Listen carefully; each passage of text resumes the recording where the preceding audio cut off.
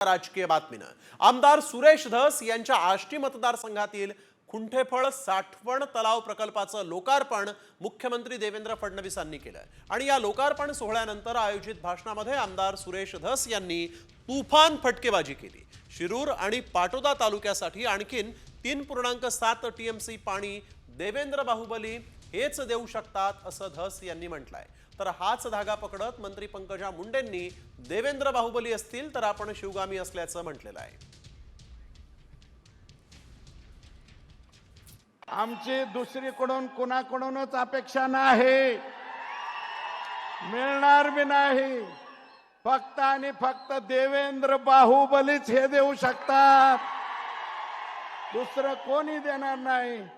म्हणजे मला 4 टीएमसी मिळालं तर पलीकडे जाता येईल। आणि साहेब, माझी दुसरी मागणी आहे, तुम्ही प्रशांत बम साहेबाची योजना एका झटक्यास केली, हे तुमचा लाडका आहे, तसा मी सुद्धा लाडका आहे ना साहेब। मी खरंच लाडका आहे साहेबांचा। साहेबांनी खूप माझे लाड केलेले आहेत। मला 3.57 टीएमसी पाणी शिरूर आणि पाटोदा तालुक्याला द्या, म्हणजे झालं। तुमच्याविषयी आदर भावच नेहमी येतो, पण आज ममत्व भाव येतोय, कारण ते तुम्हाला बाहुबली म्हणत आहेत। काही वर्षापूर्वी मला शिवगामिनी म्हणत होते, तर शिवगामिनी बाहुबलीची आई आहे आणि त्याच्यामुळे मला आज तुम्हाला बघताना वेगळाच भाव आला। बीडमध्ये आयोजित कार्यक्रमात भाजपचे आमदार सुरेश धस यांनी राजकीय टोलेबाजीही केली। दीवार सिनेमाची डायलॉगबाजी करत माझ्याकडे फडणवीसांचा आशीर्वाद आहे असं वक्तव्य सुरेश धस यांनी केलेलं आहे। माननीय साहेब, आता मला त्यावेळेस बऱ्याच जणांना आशा होती, याला काहीतरी मिळतंय काय नो, याला काही मिळतंय काय नो, काहीतरी मिळतंय। पण मला तुम्ही नाही मंत्रिपद दिलं, नाही काही नाही दिलं, तरी मी म्हणतो मला मंत्रिपद नको, मला पालकमंत्रीपद नको, आणखी दुसरं काही देऊ नका साहेब। फक्त हे 4 टीएमसी आणि तिकडचं 3.5 टीएमसी। आणि हे नव्हतेच साहेब, मला हे नव्हतेच, याचं काय मुख्यमंत्र्यापाशी, याचं काय मुख्यमंत्र्यापाशी। मला म्हणते तेरे पास क्या है, तर मी म्हणतो मेरे पास देवेंद्र फडणवीस साहेबाचा आशीर्वाद आहे। तर बीडमधील कार्यक्रमात पंकजा मुंडेंनी टायमिंग साधलेलं आहे। यावेळेस पंकजा मुंडेंनी फडणवीसांसमोरच आमदार सुरेश धस यांना ठणकावलं। जसं तुम्ही पिक्चरचे डायलॉग म्हणता, आम्ही पण पिक्चरचे डायलॉग म्हणतो। शिवगामीचं वाक्य असतं, मेरा वचन ही है मेरा शासन। आणि जे जाहीर वचन सुरेश धसांना मी दिले तेच माझं शासन आहे। ही गोपीनाथ मुंडेची लेख आहे, बोलणं एक आणि करणं एक आहे, माझ्या रक्तात नाही। देवेंद्रजी फडणवीस मुख्यमंत्री महोदय, आपण कदाचित ज्यांना लहानपणापासून पाहत आला ते प्रमोद महाजन आणि गोपीनाथ मुंडेंचा किस्सा सुरेश धस अण्णांनी सांगितला। अण्णा, मी पण तुम्हाला म्हणते बरं का अण्णा, तुम्ही ताईसाहेब म्हणत नाही, जशाला तसंच आहे आपलं प्रेमाचं नातं। इज्जत आम्ही देतो, पण मला आज आनंद वाटला की त्या 2003चा उल्लेख झाला। तर याच कार्यक्रमातून मुख्यमंत्री फडणवीसांनी सरपंच संतोष देशमुख हत्या प्रकरणाचा उल्लेख केला आणि या प्रकरणात कुणीही असो सोडणार नाही असा इशाराच फडणवीसांनी मंत्री धनंजय मुंडेंना दिला आहे।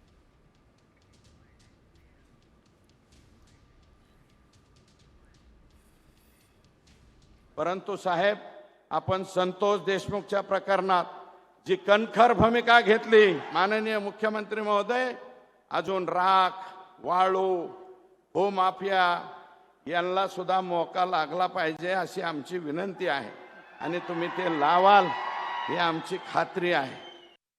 आमचे सरपंच परिषदेचे लोक देखील मला भेटले होते आणि विशेषतः त्यांनी अनेक मागण्या माझ्याकडे केल्या, पण त्यात सगळ्यात महत्त्वाचं म्हणजे जी काही अतिशय दुर्दैवी घटना झाली, स्वर्गीय संतोष देशमुख यांच्या अतिशय निघृण खुनाची, मी त्यांनाही सांगतो आणि आपल्यालाही सांगतो की अशा घटना कुठल्याही परिस्थितीत खपवून घेतल्या जाणार नाहीत आणि कोणी असो प्रत्येकावर या ठिकाणी कारवाई होईल हा विश्वास मी तुम्हाला देतो। तर मुख्यमंत्री देवेंद्र फडणवीस हे आज बीडच्या दौऱ्यावर होते। सरपंच संतोष देशमुखांच्या हत्या प्रकरणानंतर देवेंद्र फडणवीस हे पहिल्यांदाच बीडमध्ये आले। बीडमध्ये होणाऱ्या सरकारी कार्यक्रमांना मंत्री धनंजय मुंडे मात्र गैरहजर होते। डोळ्यांचं ऑपरेशन असल्यामुळे येऊ शकणार नसल्याचं धनंजय मुंडेंनी सांगितलं। तर पर्यावरण मंत्री पंकजा मुंडे आणि भाजपचे आमदार सुरेश धस आज एकाच व्यासपीठावर दिसले।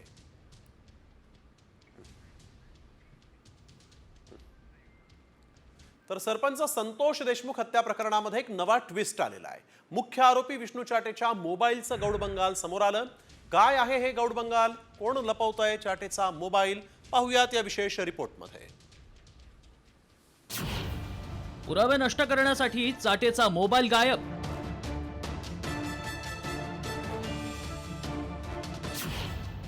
धनंजय देशमुखांचा गंभीर आरोप। विष्णू चाटेचा मोबाईल कुणी गायब केला? सरपंच संतोष देशमुख हत्या प्रकरणात नवनवे धक्कादायक खुलासे समोर येत आहेत। या प्रकरणातला मुख्य आरोपी विष्णू चाटेच्या मोबाईलचं गूढ वाढलंय। पुरावे नष्ट करण्यासाठीच मोबाईल गायब करण्यात आल्याचा धक्कादायक आरोप सरपंच संतोष देशमुखांचे भाऊ धनंजय देशमुखांनी केलाय।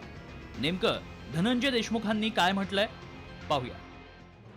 चाटेच्या मोबाईलमधून वरिष्ठांना फोन केल्याचे रेकॉर्ड। चाटेच्या फोनमध्ये आरोपींसोबतचे कॉल्स, ऑडिओ क्लिप आणि व्हिडिओ कॉल्स डेटा आहे। विष्णू चाटेच्या मोबाईलमध्ये गंभीर गुन्ह्यांचा डेटा आहे। पुरावे नष्ट करण्यासाठी चाटेचा मोबाईल गायब। यामुळे हत्या प्रकरणातला सूत्रधार सुटण्याचा दावा देशमुखांनी केलाय। पुरावे नष्ट झाल्यास त्याची जबाबदारी पोलिसांची असल्याचंही देशमुखांनी म्हटलंय। हा मोबाईल घेऊन त्यांनी जे सगळे पुरावे नष्ट केलेले असले, तो मोबाईल टाकून दिलेला असला तर याचा फारसा उपयोग आमच्या या प्रकरणामध्ये होणार नाही। त्याचं कारण असं आहे की तुम्ही पुरावा नष्ट केलेला एकच गुन्हा नोंद करू शकतात विष्णू चाटेवर आणि सगळ्या आरोपीवर, पण त्याच्यात असणारे सगळे धागेदोरे, त्याच्यातून कुणाकुणाला फोन गेले, त्याच्यातून कुणाला व्हिडिओ कॉल केला, त्याच्यातून काय काय व्हिडिओ आहेत, सगळे पुरावे त्याच्यात आहेत। तर ते बाकीच्या सगळ्या पुराव्याची जिम्मेदारी पोलीस प्रशासनाने घेतली पाहिजे, डिपार्टमेंटने घेतली पाहिजे, अशी विनंती मी मुख्यमंत्री साहेबांना करत आहे। विष्णू चाटेचा अद्यापही मोबाईल मिळत नाही, म्हणजेच आमच्या पोलीस यंत्रणा ही आता महाराष्ट्राची जे नाव होतं ते घालून बसलो का आम्ही? आमचे पोलीस आता कमजोर झाले का? सरपंच संतोष देशमुख हत्या प्रकरणाला 59 दिवस झाले। आतापर्यंत 8 आरोपींवर मकोका अंतर्गत कारवाई करण्यात आली आहे। त्यात धनंजय मुंडेंचा निकटवर्तीय वाल्मिक कराडचाही समावेश आहे, तर कृष्णा आंधळे अजूनही फरार आहे। त्या पार्श्वभूमीवर धनंजय देशमुखांनी विष्णू चाटेच्या मोबाईलचा शोध घेण्यासाठी सर्व आरोपींची रिमांड घेण्याची मागणी केली आहे। मात्र विष्णू चाटेचा गायब मोबाईल मिळवण्यात पोलिसांना यश येणार का आणि सरपंच हत्या प्रकरणात आकाचा संबंध उघड होणार का, याकडेच लक्ष लागलंय। ब्युरो रिपोर्ट, साम टीव्ही। तर वाल्मिक कराड आणि विष्णू चाटेला गुरुमाऊली अण्णा मोरेंनी लपवल्याचा आरोप भूमाता ब्रिगेडच्या तृप्ती देसाईंनी केला आहे। अण्णा मोरे आणि त्यांच्या मुलांनी कराड आणि चाटेला दिंडोरीच्या स्वामी समर्थ सेवा केंद्रात लपवून ठेवल्याचा दावा देसाईंनी केला आहे। दिंडोरीच्या आश्रमाचं सीसीटीव्ही फुटेज पोलिसांनी ताब्यात घ्यावं असंही देसाई यांनी म्हटलंय।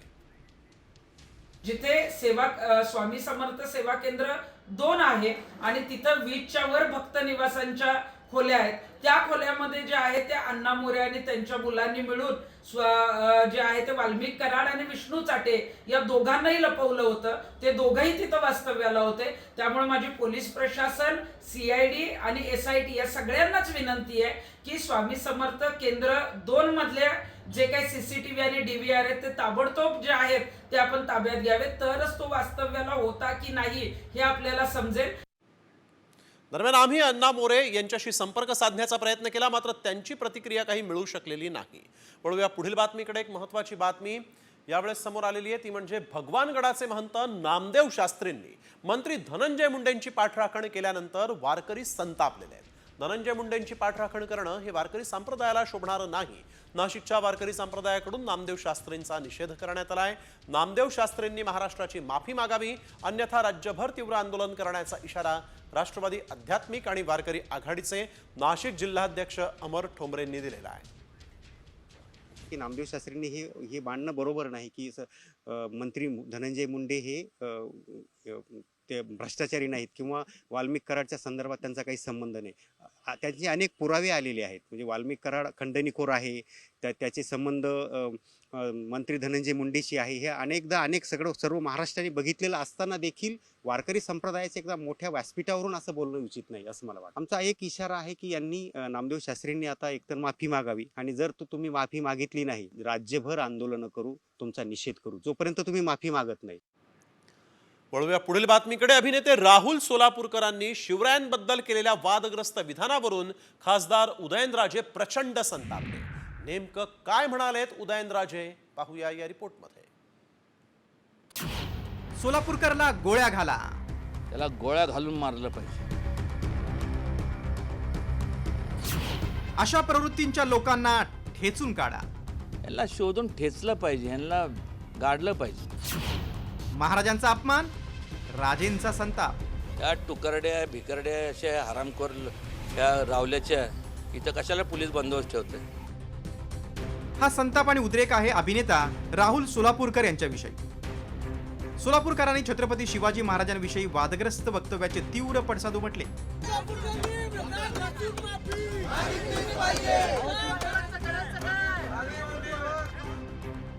दुसऱ्या दिवशी मात्र हे प्रकरण निवळण्याऐवजी आणखीनच चिघळलं. कारण छत्रपती शिवाजी महाराजांचे वंशज खासदार उदयनराजेंनी राहुल सोलापूरकरांना गोळ्या घालण्याची भाषा केली. जास्तीत जास्त याचा मी कठोर शब्दात निषेध करतो. खरं तर मला जर विचारलं आता असं वाटतं त्याला गोळ्या घालून मारलं पाहिजे. त्यालाच नाही तर असे जे लोक असतील ना त्या सगळ्यांना.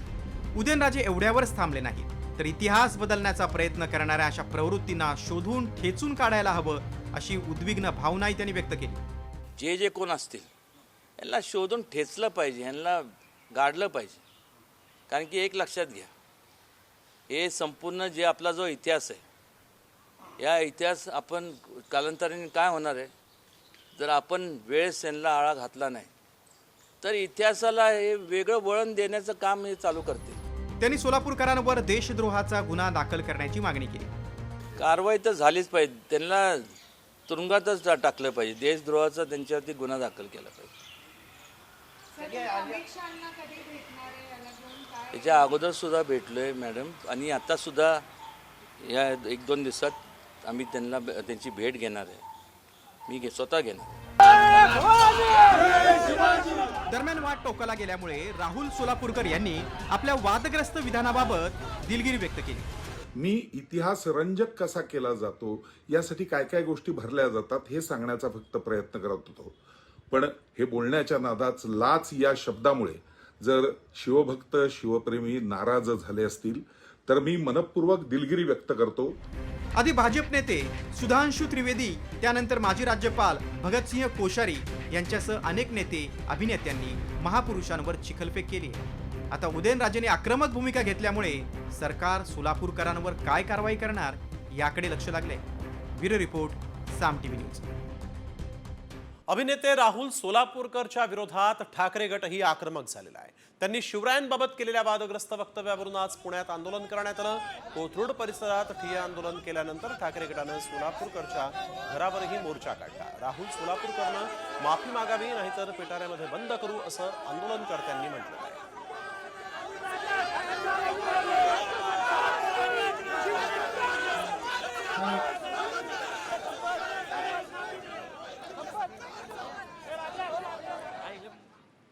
विधानसभेमध्ये जे नेते महायुतीला सोडचिठ्ठी देऊन भाजपला नडले होते ते आता IT आणि ईडीच्या चौकशीच्या फेऱ्यात अडकले आहेत. अजित पवारांच्या राष्ट्रवादीमध्ये घरवापसी करण्याची तयारी असतानाच 2 नेत्यांवर ITचा छापा पडला.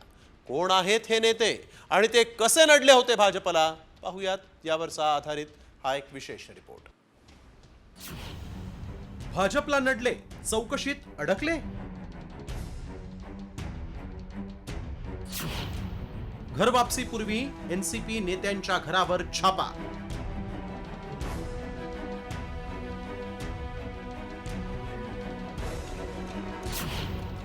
फलटणचे नाईक निंबाळकर बंधू अडचणीत.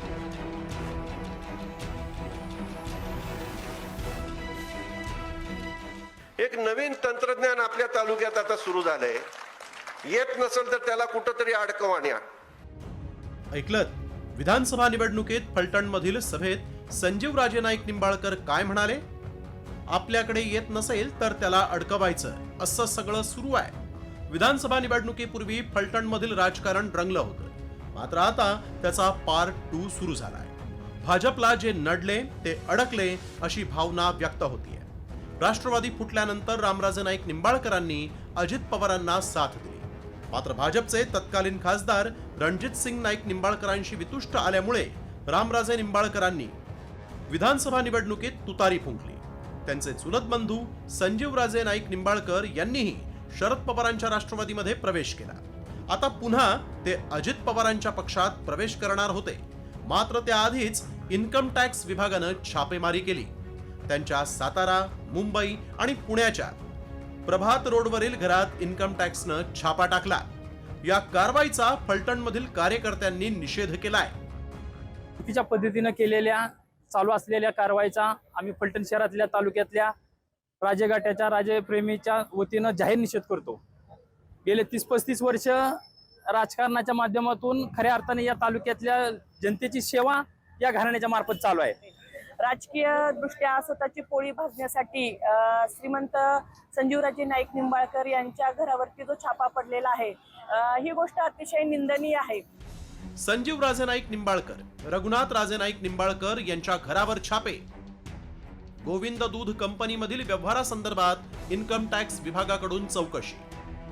पुण्यातील संजीवराजे यांच्या बंगल्यावर सकाळी 6 वाजता चौकशी पथक दाखल. बंगल्यामध्ये आत कोणालाही प्रवेश दिला जात नव्हता.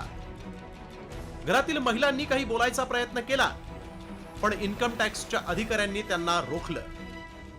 2 दिवसांपूर्वीच ठाकरे गटाचे माजी आमदार वैभव नाईक यांची आणि त्यांच्या पत्नी यांची आता एसीबी चौकशी करण्यात आली. आता कोकणातून हा मोर्चा पश्चिम महाराष्ट्राकडे वळालाय, त्यामुळे पुढचा नंबर कुणाचा याची उत्सुकता आहे.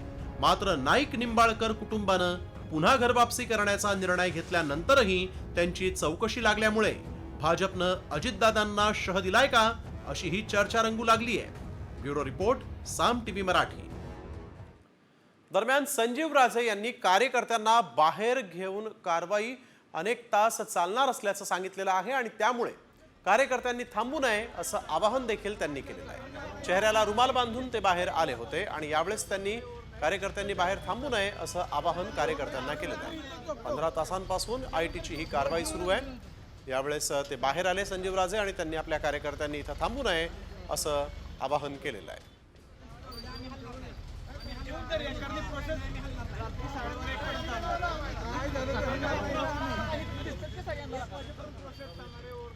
वळूया पुढील बातमीकडे. वर्षा बंगल्यातल्या जादूटोण्याचा वाद काही केल्या क्षमायला तयार नाही. संजय राऊतांनी मंतरलेली शिंग पुरल्याचा दावा केल्यानंतर आता फडणवीसांना वर्षावर जाण्याचा मुहूर्तच जाहीर करावा लागलाय. तर शिंदे गटानं राऊतांवर कारवाईचा इशारा दिला. नेमकं काय चाललंय वर्षावरून राजकारण, पाहूया या विशेष रिपोर्टमध्ये. वर्षात रेडा, अंधश्रद्धेचा वेढा. भाजप म्हणतं राऊतांच्या मेंदूत रेडा.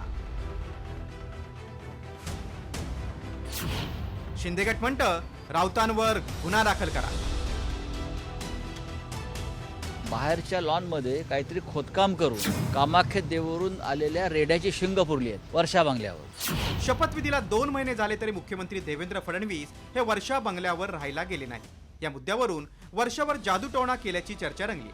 तर संजय राऊतांनी वर्षा बंगल्याच्या लॉनमध्ये कामाख्या देवीला बळी दिलेल्या रेड्याची मंतरलेली शिंग पुरल्याचा दावा करत खळबळ उडून दिली.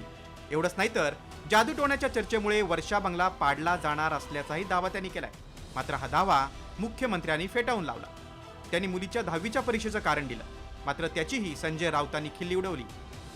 शिंदे साहेबांनी वर्षा सोडल्यानंतर त्या ठिकाणी मला जायचं आहे. त्याच्यापूर्वी काही छोटी मोठी कामं तिथे चालू होती. दरम्यानच्या काळामध्ये माझी मुलगी 10व्या वर्गात आहे. 17 तारखेपासून तिची परीक्षा सुरू होते. त्यामुळे ती म्हणाली की माझी परीक्षा झाल्यानंतर आपण शिफ्ट होऊ, म्हणून मी काही तिथे शिफ्ट झालो नाही.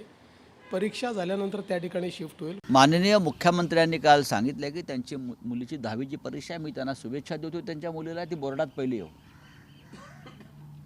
बरं का. आमच्या मुलीसारखीच आहे ती बोर्डात पहिली येऊ. सागर बांगला आणि वर्षामध्ये काय 5 पावलाचं अंतर आहे. काय ते सागर बांगला रामटेकला आहे आणि वर्षा बांगला लखनौला असं नाही ना. राऊतांच्या या दाव्याचा भाजपनं खरपूस समाचार घेतलाय, तर शिंदे गटानं थेट राऊतांवर अंधश्रद्धा पसरवत असल्याचा आरोप करत गुन्हा दाखल करण्याची मागणी केली. ज्यांच्या मेंदूमध्ये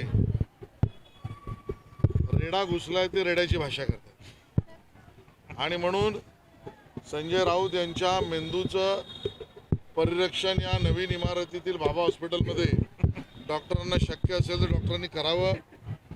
तो रेडा आहे का येडा रेडा आहे काय याची एकदा स्पष्टता येऊ दे.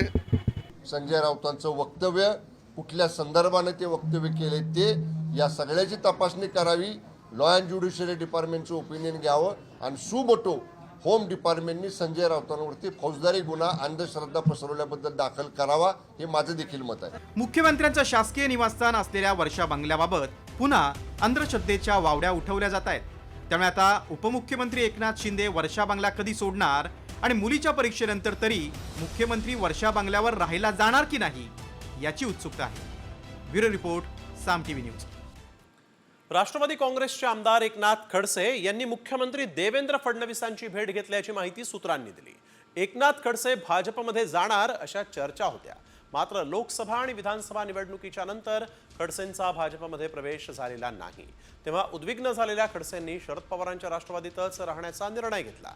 आता एकनाथ खडसेंनी मुख्यमंत्री देवेंद्र फडणवीसांची भेट घेतल्यामुळे चर्चा सुरू झाल्या आहेत. माननीय मुख्यमंत्र्यांकडे मी मतदारसंघातील विकास कामांच्या संदर्भामध्ये चर्चा करण्यासाठी गेलो होतो. माझ्या मतदारसंघामधले सहकारी तत्वावरचे सूतगिरणी आहे, त्याच्या भागमंडळाचा विषय होता, काही मुक्ताई मंदिराचे विषय आहे, काही इंजिनिअरिंग कॉलेजच्या संदर्भामधले जे अल्पसंख्याकांचं आहे त्याच्यात, अशा अनेक विषयाची चर्चा करून त्यांना मी पत्र दिले आहे. बाकी राजकीय विषयावर चर्चा कुठलीही झालेली नाही.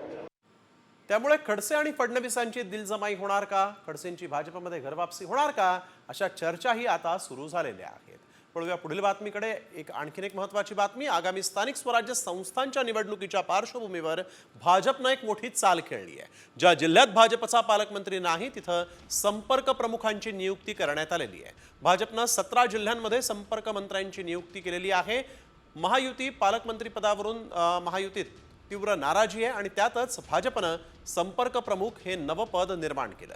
मात्र ही चाल मित्रपक्षांसाठी धोक्याची घंटा समजली जाते. संपर्क मंत्र्याची नियुक्ती करून अप्रत्यक्षपणे भाजपनं मित्रपक्षांच्या पालकमंत्र्यांवरच दबाव कसा राहील याची काळजी घेतल्याची चर्चा आहे. 17 जिल्ह्यामध्ये आम्ही आज संपर्क मंत्री जाहीर केले आहे आणि ही शिवसेनेलाही मुभा आहे, ही अजित पवार साहेबांनाही मुभा आहे. जे महाराष्ट्र जनतेला जो सरकारकडून न्याय द्यायचा आहे तो आमचे संपर्क मंत्री येतील. महिन्यात दोनदा संपर्क मंत्री आपल्या जिल्ह्यामध्ये प्रवास करतील आणि त्या भागातल्या जनतेला, त्या भागातल्या कार्यकर्त्यांची कामं हे संघटनेच्या माध्यमातून पूर्ण करतील.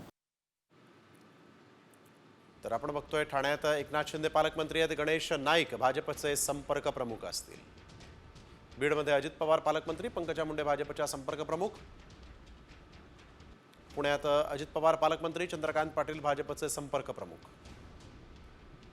रत्नागिरीत उदय सामंत पालकमंत्री, भाजपचे संपर्क प्रमुख आशिष शेलार. छत्रपती संभाजीनगरमध्ये संजय शिरसाट पालकमंत्री, अतुल सावे भाजपचे संपर्क प्रमुख मंत्री. कोल्हापुरात प्रकाश आंबेडकर पालकमंत्री, माधुरी मिसाळ भाजपच्या संपर्क प्रमुख. साताऱ्यामध्ये शंभूराज देसाई पालकमंत्री, शिवेंद्रराजे भोसले भाजपचे संपर्क प्रमुख असतील. धाराशिवमध्ये प्रताप सरनाईक पालकमंत्री आहेत तर जयकुमार गोरे भाजपचे संपर्क प्रमुख. तर भाजप आणि ठाकरेंच्या युतीबाबत पुन्हा चर्चांना उधाण आलेलं आहे. मात्र यावेळेस मुख्यमंत्री फडणवीसांनी ठाकरेंबाबत स्पष्ट भूमिका मांडलेली आहे. नेमकं फडणवीसांनी काय सांगितलं, ठाकरेंसोबत त्यांचं काय बोलणं झालं, पाहूयात या विशेष रिपोर्टमध्ये. ठाकरे भाजपात ना दोस्ती ना युती.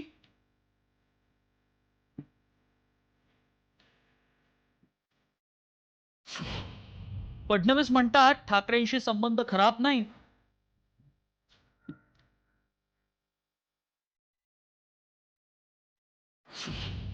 पुन्हा युतीचे संकेत की पूर्णविराम?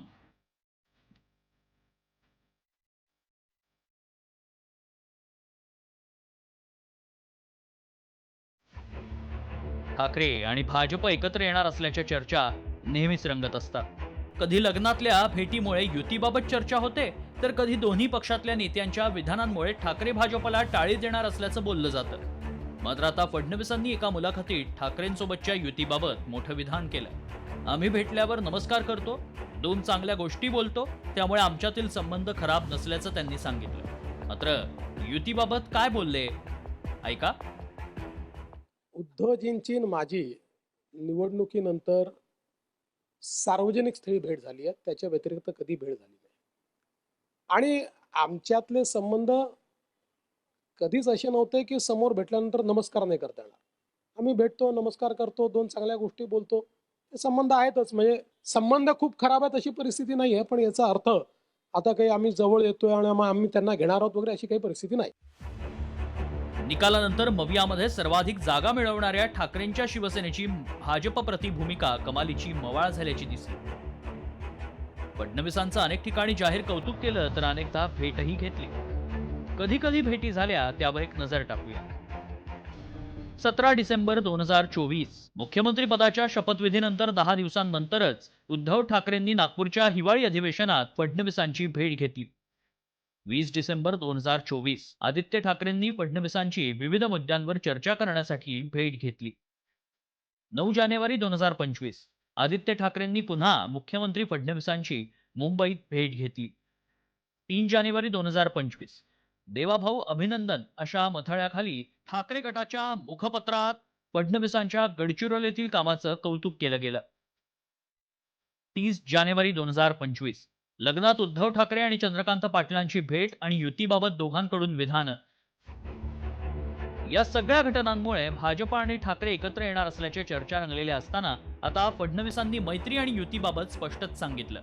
त्यामुळे तात्पुरता का असेना ठाकरे आणि भाजपच्या युतीबाबत चर्चांना पूर्णविराम मिळाल्याचं दिसतंय.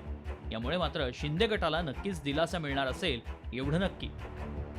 ब्युरो रिपोर्ट, साम टीव्ही. दिशा सालियन मृत्यू प्रकरणी दाखल याचिकेवर न्यायालयानं याचिकाकर्त्यांना 2 आठवड्यांची मुदत देत म्हणणं सादर करण्याचं सुचवलेलं आहे.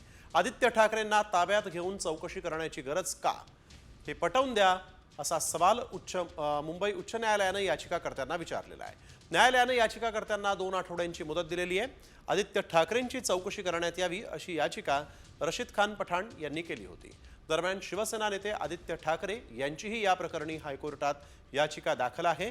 आपली बाजू न्यायालयानं ऐकून घ्यावी असा अर्ज ठाकरेंच्या वतीनं देण्यात आलेला आहे. सामाजिक न्यायमंत्री संजय शिरसाठ यांच्या अडचणीत वाढ होण्याची शक्यता आहे. कारण संजय शिरसाठांच्या विरोधात औरंगाबाद खंडपीठात याचिका दाखल करण्यात आली आहे. भ्रष्ट मार्गाचा वापर करत शिरसाठ निवडून आल्याचा आरोप ठाकरे गटाचे पराभूत उमेदवार राजू शिंदेंनी केलेला आहे. शिरसाठ यांनी मतदारांना पैसे वाटले, तसंच मतदान केंद्रावर मतदारांना धमकावलं असा आरोपही राजू शिंदेंनी याचिकेत केलेला आहे. या निवडणूक याचिकेवर 21 फेब्रुवारी रोजी पुढील सुनावणी होणार आहे.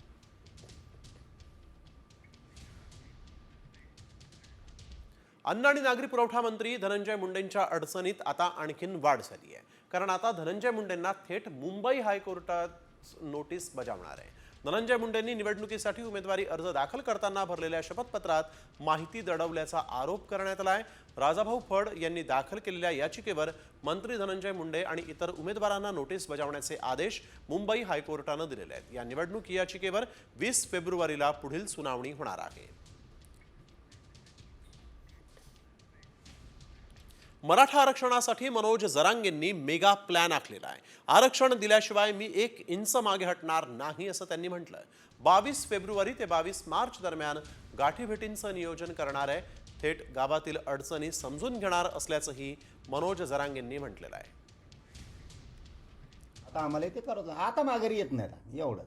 आता क्लिअर कट इथून पुढं बस काही सांगायचं नाही. 1 दिवसात कर, 2 दिवसात कर, तो 15 दिवसात कर, आम्ही मुंबई सोडित नाही. तो बंद पडून दी, नाही तिकडे काढी लागून दी. माया मराठ्यांना आरक्षण घेतल्याशिवाय मागे येत नाहीत. आणि पुढं काय होतंय तेही बघू. वळूया पुढील बातमीकडे. प्रसिद्ध शिवव्याख्याते हबप शिरीष महाराज मोरे यांनी आज गळफास घेऊन आत्महत्या केली. जगद्गुरू संत तुकाराम महाराजांचे ते 11वे वंशज होते. 30 वर्षांच्या शिरीष मोरेंच्या पश्चात आई आणि वडील आहेत. आत्महत्येआधी शिरीष महाराजांनी लिहून ठेवलेल्या 4 चिठ्ठ्या साम टीव्हीच्या हाती लागल्या आहेत. आर्थिक विवंचनेतून आत्महत्या केल्याचा अंदाज पोलिसांनी वर्तवलाय. शिरीष महाराजांचं एप्रिल महिन्यामध्ये लग्न होणार होतं. त्यांच्या आत्महत्येच्या बातमीनं देहू गावावर दुःखाचा डोंगर कोसळलाय. तर आत्महत्येपूर्वी लिहिलेल्या चिठ्ठीत शिरीष महाराज यांनी नेमकं काय म्हटलंय पाहूया. प्रिय मम्मी पप्पा दीदी, काय लिहू? वयाच्या 30 पर्यंत आयुष्यात जे जे करायचं म्हटलं त्या सगळ्या तुम्ही माझ्या पाठीशी उभे राहिलात. लोकांना जे मिळवण्यासाठी कितीतरी वर्ष लागतात ते तुमच्या पाठिंब्यामुळे काही वर्षातच मी मिळवलं. तुम्हाला माझ्यामुळे कधीच मान खाली घालावी लागली नाही. जेव्हा तुमच्यासाठी मी उभं राहिलं पाहिजे तेव्हा तुमचा हात सोडून जातोय. कधी कधी सगळं मिळून सुद्धा माणूस हरतो. मीही थांबतोय. यात माझाच दोष आहे. मला माफ करा. तुम्हाला सोडून जातोय. तर हबप शिरीष महाराज मोरे हे कोण होते पाहूयात ग्राफिक्सच्या माध्यमातून. राष्ट्रीय स्वयंसेवक संघाचे प्रचारक आणि शिवशंभू प्रतिष्ठानचे अध्यक्ष. जगद्गुरू संत तुकाराम महाराजांचे 11वे वंशज. शिरीष महाराजांचं धार्मिक आणि सामाजिक जीवनात योगदान आहे. कीर्तन आणि प्रवचनाच्या माध्यमातून समाज प्रबोधन त्यांनी केलंय. शिवव्याख्याते म्हणून शिरीष महाराजांची विशेष ओळख. यानंतर लाडक्या बहिणींसंदर्भातली एक बातमी आहे. पुण्यात 75,000 लाडक्या बहिणींवर टांगती तलवार आहे. त्या अपात्र ठरण्याची ही शक्यता आहे. पुण्यात तब्बल 75,100 लाभार्थी महिलांच्या किंवा त्यांच्या कुटुंबियांच्या नावे कार असल्याचं निष्पन्न झालं. जिल्हा परिषदेकडे त्यांची यादी आलेली आहे आणि त्यानुसार अंगणवाडी सेविका आता घरोघरी जाऊन पडताळणी करणार आहेत. महिलांनी स्वतःहून लाभ सोडावा असं आवाहन शासनानं केलं होतं. त्याला अगदी कमी प्रतिसाद मिळाला. त्यामुळे आता पडताळणी करण्याचे कडक पावलं उचलले जात आहेत. एकूण 21,11,991 अर्ज आले. 20,89,946 लाभार्थी लाडक्या बहिणी आहेत. तर 75,100 लाडक्या बहिणींकडे कार आहे. जिल्हा परिषदेकडे पडताळणीसाठी कारवाल्या बहिणींची यादी गेलेली आहे. अंगणवाडी सेविका आता या लाडक्या बहिणींच्या घरी जाऊन पडताळणी करणार आहेत. आणि आता बातमी 10वी आणि 12वीच्या परीक्षेसंदर्भातली आहे. 10वी-12वीच्या संवेदनशील परीक्षा केंद्रांवर ड्रोन कॅमेऱ्यांची नजर असणार आहे. कॉपीसारखे गैरप्रकार रोखण्यासाठी राज्य शिक्षण मंडळानं हा मोठा निर्णय घेतलाय. परीक्षा केंद्रांवर गैरप्रकार घडल्यास दखलपात्र आणि अजामीनपात्र गुन्हा दाखल करण्यात येणार आहे. 12वीची परीक्षा 11 फेब्रुवारी ते 18 मार्च दरम्यान, तर 10वीची परीक्षा 21 फेब्रुवारी ते 17 मार्च दरम्यान होणार आहे. सोन्या चांदीचे दर दररोज नवनवे रेकॉर्ड करताना दिसत आहेत. सोन्याच्या दरामध्ये गेल्या 24 तासात जवळपास 2,500 रुपयांची वाढ झाली. 24 कॅरेट सोन्याचा दर 86,700 रुपये प्रति तोळा झालाय. मुंबईसह अनेक जिल्ह्यांमध्ये सोन्याचे दर 87,000 गेलेले आहेत. सोन्याला पुन्हा झळाळी आली तर चांदीची चकाकीही वाढलेली आहे. चांदीचा दर 99,000 रुपये प्रति किलो इतका सुरू आहे. रुपयाच्या तुलनेत डॉलरही घसरलाय. अमेरिका आणि चीनमधलं टॅरिफ वॉर तसंच लग्नसराईमुळे सोन्याची वाढती मागणी यामुळे सोन्याचे दर हे वाढलेले आहेत. पंतप्रधान नरेंद्र मोदींनीही प्रयागराजमध्ये जाऊन महाकुंभात आज शाही स्नान केलं. मात्र मोदींनी आजचाच दिवस का बरं निवडला आणि त्यावर विरोधकांनी का आक्षेप घेतलाय पाहूयात या विशेष रिपोर्टमध्ये. भगवं वस्त्र, गळ्यात रुद्राक्षाची माळ.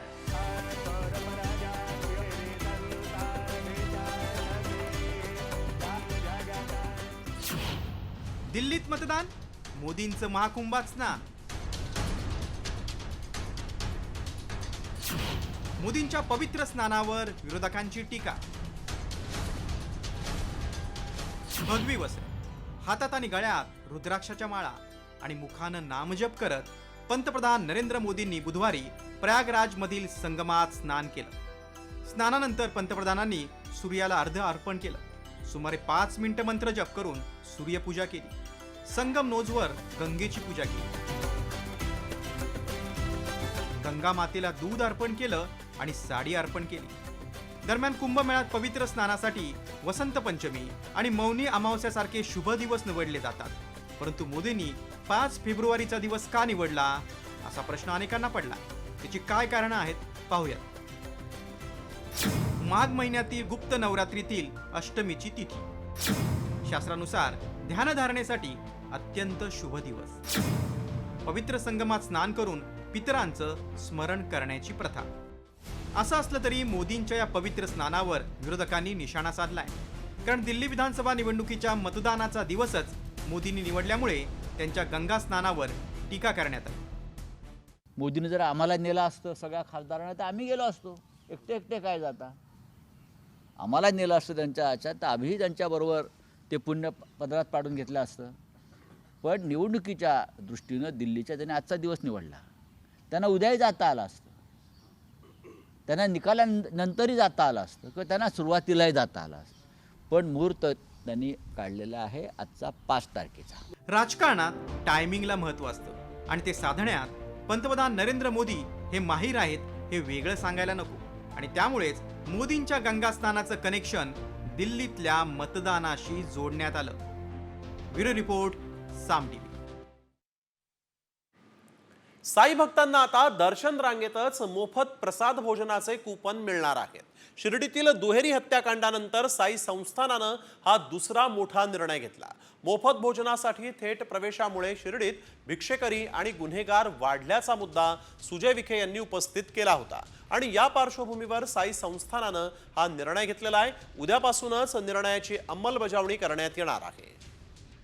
तर आपण बघतोय दर्शन घ्याल तरच आता मोफत जेवण मिळणार आहे. दर्शन रांगेतच मोफत प्रसादचं कूपन मिळेल आणि साईबाबा संस्थानानं साई भक्तांसाठी हा मोठा निर्णय जाहीर केला आहे. यानंतर एक मोठी बातमी तुळजापुरातून. सिद्धिविनायक मंदिरानंतर आता तुळजाभवानी मंदिरातही ड्रेस कोड लागू करण्याची मागणी होतीये. मंदिर महासंघानं तुळजाभवानी मंदिरात ड्रेस कोड लागू करा अशी मागणी केली. मात्र मंदिर महासंघाच्या मागणीला पाळीकर पुजारी मंडळानं विरोध केलाय. कायदेशीर आणि धार्मिक बाबींचा विचार करून निर्णय घेऊ अशी माहिती तुळजाभवानी मंदिर संस्थानाचे अध्यक्ष आणि जिल्हाधिकारी सचिन ओंबासे यांनी दिलेली आहे. याच्यात ट्रस्टमध्ये चर्चा करू. मागं पण एकदा हा विषय आला होता की ड्रेस कोडच्या बाबत आम्ही इतर मंदिरामध्ये काही आहे त्यात म्हणजे दोन्ही बाजूंचे ह्याच्यात मत आहेत. त्यामुळं जे काय आपल्याला लिगली आणि म्हणजे कायदेशीरदृष्ट्या आणि धार्मिकदृष्ट्या जे काय करता येईल ते आम्ही नेक्स्ट ट्रस्टची बैठक जी होईल त्यात आम्ही निर्णय घेऊ. वळूया पुढील बातमीकडे. वाढत्या महागाईची झळ ही आता सर्वसामान्यांच्या आवडत्या चहालाही बसलेली आहे. कारण मुंबईसह राज्यभरामध्ये चहा 2 रुपयांनी महाग झालाय. दुधापाठोपाठ चहा पावडर महागल्यामुळे टी कॉफी असोसिएशन ऑफ इंडियानं चहाचे दर वाढवण्याचा निर्णय घेतला. त्यामुळे आता 10 रुपयांच्या कटिंग चहासाठी 12 रुपये मोजावे लागणार आहेत. आपण चहाचे भाव जे आहेत ते 2 रुपयाने वाढवतोय. त्याचं मुख्य कारण चहापत्ती म्हणजे टी पावडरचे भाव एक 20 to 24% वाढलेले आहेत. त्याकरता आपण हा डिसिजन घेत आहोत. ह्याचं मुख्य कारण की आपले जे टी लवर्स आहेत त्यांना एक चांगल्या प्रकारची चहा मिळावी त्याकरता आपण हा डिसिजन घेत आहोत. कारण की ती आपली रिस्पॉन्सिबिलिटी आहे. साम सकाळच्या पाठपुराव्याला मोठं यश मिळालंय. कारण पुण्यातल्या 19 आरो प्लांटला टाळं ठोकण्यात आलं. दूषित पाणी पुरवठा करत नागरिकांच्या जीवाशी खेळण्याचा प्रकार सुरू होता. शुद्ध पाण्यासाठी पैसे मोजूनही काही आरो प्लांट दूषित पाणी पुरवठा करत होते. साम सकाळनं वारंवार या विरोधात आवाज उठवला होता. अखेर पुणे महापालिका आयुक्तांनी दूषित पाणी आढळलेल्या सिंहगड रस्ता परिसरातल्या 19 प्लांटवर कारवाई केलेली आहे. मात्र अद्यापही खासगी टँकरसह पाणी भरणा केंद्रांवर कारवाईचा बडगा उगारलेला नाही. पाणी शुद्ध करण्यासाठी ब्लिचिंग पावडरचा वापर करण्याचं आवाहन पुणे महापालिकेनं केलेलं आहे. पुण्याच्या नांदेड गावातील पिण्याच्या पाण्यामध्ये क्लोरीनचं प्रमाण जे आहे ते 0 असल्याचं समोर आलं. नांदेड गावामध्ये जीव्हीएसचे सर्वाधिक 62 रुग्ण आढळले होते आणि या 62 रुग्णांच्या घरातील पिण्याच्या पाण्याचे नमुने आरोग्य विभागानं तपासणीसाठी पाठवले होते. त्याच्या अहवालातून ही धक्कादायक माहिती समोर आलेली आहे. त्यामुळे पाण्यात क्लोरीनचं योग्य प्रमाण राहील याची खबरदारी घेण्याचे निर्देश आरोग्य विभागानं महापालिकेच्या पाणी पुरवठा विभागाला दिलेले आहेत. दरम्यान पुण्यात जीव्हीएस रुग्णांची संख्या 166 वर पोहोचली आहे, तर आतापर्यंत 5 रुग्णांचा मृत्यूही झाला आहे. यानंतर वळूया एका महत्त्वाच्या बातमीकडे. बातमी संभाजीनगरमधून 2 कोटी रुपयांच्या खंडणीसाठी अपहरण केलेल्या बिल्डरच्या मुलाची सुखरूप सुटका झालेली आहे. सिडको N4 मधून काल या मुलाचं अपहरण झालं होतं. मात्र पोलिसांनी अपहरणकर्त्यांचा शोध घेऊन 18 तासांनी या मुलाची सुखरूप सुटका केली. जालना जिल्ह्यातील भोकरदन तालुक्यातल्या ब्रह्मपुरी जवळून 2 अपहरणकर्त्यांना पोलिसांनी बेड्या ठोकलेल्या आहेत.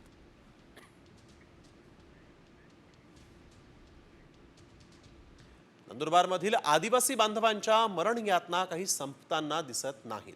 तोरणमाळ जवळच्या केलापानी गावाला रस्ता नसल्यामुळे गर्भवती महिलेची घरीच प्रसूती झाली. प्रसूतीनंतर नवजात बाळाचा मृत्यू झालाय, तर महिलेची प्रकृती बिघडल्यामुळे बांबूची झोळी करून 15 किलोमीटरचा प्रवास करून तिला रुग्णालयात दाखल करावं लागलंय. रुग्णालय गाठण्यासाठी 5 तासांची पायपीट करावी लागली. वर्षभरापूर्वी केलापाणी ते कालापाणी या रस्त्याचं भूमिपूजन झालं खरं, मात्र भूमिपूजनापुढे काम गेलेलं नाही. त्यामुळे शासकीय व्यवस्थेनं या नवजात बालकाचा जीव घेतल्याचा आता बोलतो. कालापाणी ते केलापाणी हा रस्ता जो आहे तो 15 किलोमीटर 5 किलोमीटर मंजूर आहे. आमदार ॲडव्होकेट केसी पाडवी यांनी हा रस्ता मंजूर करून दिला आहे, माजी आमदार. आणि तो रस्ता आजपर्यंत ठप्प आहे, पेंडिंगमध्ये आहे. 25 जानेवारी 2024 रोजी या रस्त्याचे भूमिपूजन करण्यात आले होते. तरी देखील या रस्त्याचे आजपर्यंत काही काम केलं नाही. 1 वर्ष उलटून गेले, 1 वर्ष होऊन 1 महिना झाला. तरी देखील त्या रस्त्याची कोणीच हालचाल करत नाही, कोणते अधिकारी येत नाही आमच्यापर्यंत, ठेकेदार येत नाही, कोणीच नाही. त्यामुळे ही घटना घडली आहे. भंडाऱ्यामध्ये एका ड्राय क्लिनिंगच्या दुकानामध्ये चक्क 5 कोटी रुपये जप्त करण्यात आले आणि या प्रकरणी एका बँक मॅनेजरसह 9 जणांना ताब्यात घेण्यात आलेलं आहे. ॲक्सिस बँकेच्या एका मॅनेजरला झटपट पैसे कमावण्याची हाव सुटली. छत्तीसगड आणि गोंदियातल्या टोळीनं या मॅनेजरला 5 कोटीचे 6 कोटी करून देण्याचं आमिष दाखवलं होतं. या आमिषाला तो बळी पडला. त्यानं बँकेतल्या विविध शाखांमधून 5 कोटींची रक्कम काढली होती. पोलिसांनी एका ड्राय क्लिनिंगच्या दुकानातून हे 5 कोटी रुपये जप्त केलेले आहेत. प्रायव्हेट बँक याच्या बँक मॅनेजर याच्यामध्ये इन्व्हॉल्व होता. काही क्रिमिनलनी या बँक मॅनेजर सोबत असा प्रॉमिस केला होता की 5 कोटी ऐवजी तुम्ही 5 कोटी कॅश द्या, आम्ही आपल्याला 7 कोटी रुपये परत करून देतो. आतापर्यंत 9 लोकांना ताब्यात घेतलेलं आहे. ॲक्सिस बँकचे भंडारा चे मॅनेजर इथे आलेले आहे. त्यांची फरियादवर आता गुन्हा दाखल करण्याची कारवाई चालू आहे. तर वळूया पुढील बातमीकडे. राज्य सरकारनं उद्योग क्षेत्राला मोठा दिलासा दिलाय, कारण उद्योगांसाठी NA परवानगीची अट आता रद्द करण्यात आलेली आहे. एखाद्या ठिकाणी उद्योग सुरू करायचा असेल तर ती शेतजमीन आधी NA करावी लागत होती. NA परवानगीसाठी उद्योगांना जिल्हा महसूल अधिकाऱ्यांकडे वारंवार फेऱ्या माराव्या लागत होत्या. सक्षम विकास प्राधिकरणाकडून परवानगी घेत किंवा ग्राम महसूल अधिकाऱ्याकडे नोंद करत उद्योग सुरू करता येणार आहे.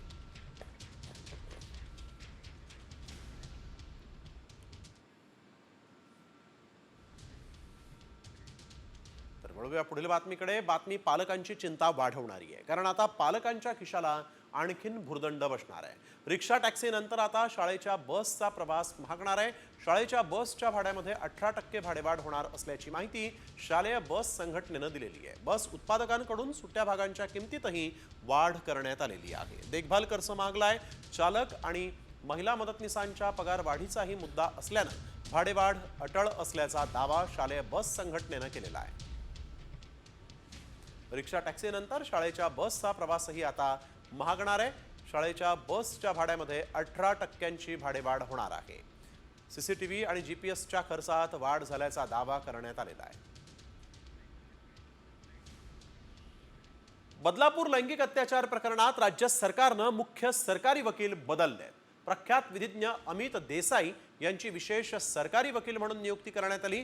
राज्य सरकारच्या कायदा आणि न्याय विभागाचे आदेश जारी झालेले आहेत. हितेन वेणुगावकर यांच्याऐवजी आता अमित देसाई या प्रकरणी युक्तिवाद करणार आहेत. न्यायमूर्ती रेवती मोहिते डेरे आणि न्यायमूर्ती नीला गोखले यांच्या कोर्टात उद्या महत्त्वपूर्ण सुनावणी होणार आहे. बातमी सांगलीमधून आहे. विट्यामधील MD ड्रग्स प्रकरणाचं मुंबई कनेक्शन उघड झालं. कर्वे MIDC मध्ये माऊली इंडस्ट्रीज नावाच्या कारखान्याचा मालक असणाऱ्या गोकुळा पाटील यांना सांगली पोलिसांनी ताब्यात घेतलंय. ही जागा त्यांनी भाडेतत्वावर दिली होती आणि यासाठी पोलिसांनी त्यांना ताब्यात घेतलेलं आहे. या प्रकरणी आतापर्यंत 6 आरोपींना पोलिसांनी अटक केलेली आहे. 6 आरोपींनी यावेळेस सांगलीतला हा ड्रग्सचा कारखाना सुरू केला होता. तुम्ही जीमेल वापरताय का? तर आता मात्र सावध व्हा, कारण तुमचं जीमेल अकाउंट कधीही हॅक होऊ शकतं. 250 कोटी जीमेल खात्यांना गुगलनं हा अलर्ट दिलेला आहे. AI वापरून जीमेल हॅक केलं जात असल्याचा इशारा गुगलनं दिलाय. AIच्या मदतीनं सायबर गुन्हेगार अत्यंत सूक्ष्म आणि प्रभावी हल्ले करतायत. फसवे फोन कॉल, ईमेल आणि बोगस गुगल सपोर्ट एजंट बनून महत्त्वाची माहिती मिळवण्याचे प्रकार वाढलेले आहेत. त्यामुळे जीमेल वापरकर्त्यांनी सतर्क राहावं असा इशारा गुगलनं दिलेला आहे. गुगल सपोर्ट एजंट असल्याचा बनाव करत लोकांना कॉल करण्यात येतो. जीमेल हॅक झालं असून ईमेलवर पाठवलेला रिकव्हरी कोड टाकायला सांगितला जातो. रिकव्हरी कोड आणि ईमेल अगदी अस्सल दिसत असल्यानं अनेक जण फसतात. एकदा रिकव्हरी कोड दिला की हॅकर्स तुमच्या खात्याचा ताबा घेतात. तुमची वैयक्तिक माहिती चोरीला जाऊ शकते. तुमचं आर्थिक नुकसान होऊ शकतं. शिवभोजन थाळी योजना सुरूच ठेवा अशी मागणी भुजबळांनी मुख्यमंत्री देवेंद्र फडणवीसांकडे केलेली आहे. शिवभोजनच्या दररोज 2 लाख थाळीसाठी वार्षिक 267 कोटींचा खर्च आहे. गरिबांसाठी शिवभोजन थाळी सुरू राहावी. शिवभोजन थाळीचा खर्च शासनासाठी नगण्य असल्याचा उल्लेख पत्रात करण्यात आला आहे. शिवभोजन थाळी ही योजना बंद केली जाणार असल्याची चर्चा असल्यानं ही योजना सुरूच ठेवण्याची मागणी भुजबळांनी केलेली आहे आणि त्यामुळे ही योजना सुरू राहिल्यास लाखो गरजू गरिबांना याचा फायदा होणार आहे.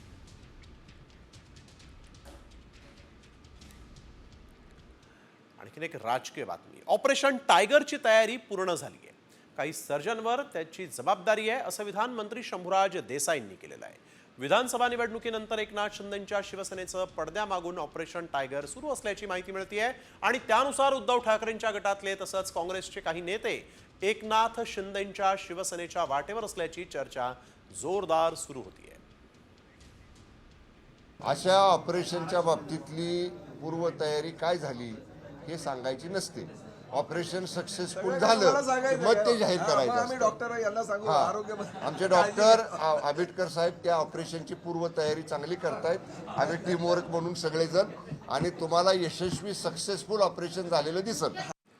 10वी आणि 12वीच्या परीक्षेत मुस्लिम विद्यार्थिनींना बुरखा घालायला परवानगी देण्यात आली आहे. परीक्षेत कॉपी होणार नाही असं मला सांगण्यात आलं. त्यामुळे माझी मागणी ही फेटाळलेली नाही असं मंत्री नितेश राणेंनी म्हटलं. 10वी 12वीच्या परीक्षेत मुस्लिम विद्यार्थिनींना बुरखाबंदी करावी अशी या मागणीचं पत्र मंत्री नितेश राणेंनी शिक्षण मंत्री दादा भुसेंना लिहिलं होतं. होणार नाही असं मला सांगितलेलं आहे. मागणी फेटाळलेली नाही. आम्ही कशाला सांगितलं? जेणेकरून बुरखा घालून काही जे कॉपी करण्याचे प्रकार इतिहासात घडलेले आहेत, मतदान करण्याचे प्रकार घडलेले आहेत. आता आमच्या शिक्षण मंत्र्यांनी जेव्हा मला विश्वास दिलाय की बाबा पारदर्शक पद्धतीने कॉपी मुक्त परीक्षा होईल, तर आम्ही सगळेजण लक्ष ठेवून आहोत.